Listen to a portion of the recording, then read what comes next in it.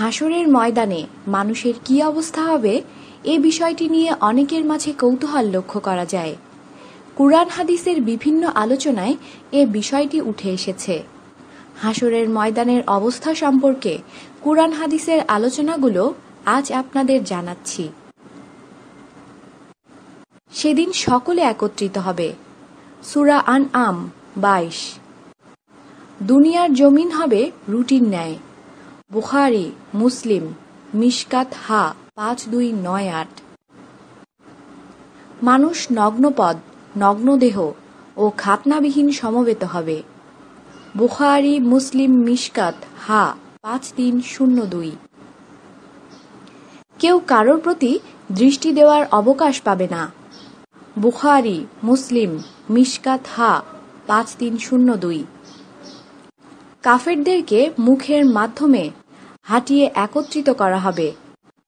বুখারী, মুসলিম, মিশকাত হা 5303। ওই দিন মানুষ ঘামার্ত হবে, এমনকি ঘাম তাদের কান পর্যন্ত পৌঁছাবে।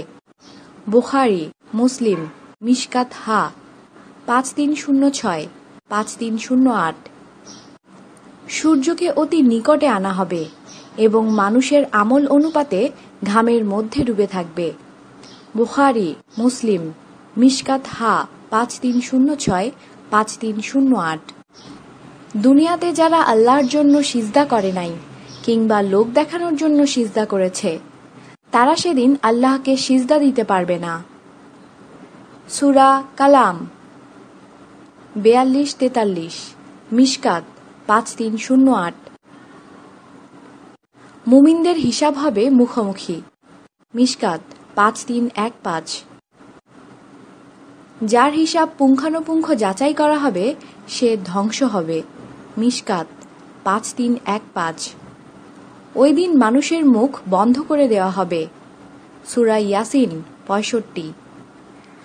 হাত, পা, কান, চক্ষু এবং চামড়া মানুষের বিরুদ্ধে সাক্ষ্য দেবে। সূরা নূর 24, হামিম সাজদা 20। সেদিনের সময়সীমা হল 50,000 বছরের সমান। মুসলিম, মিশকাত হা 1773। তবে ওই দিন মুমিনের জন্য একটি ফরজ সালাত আদায়ের সময়ের ন্যায় মনে হবে। বাইহাক্কি, মিশকাত হা 5563। আমাদের সাথেই থাকুন আর অবশ্যই সাবস্ক্রাইব করুন।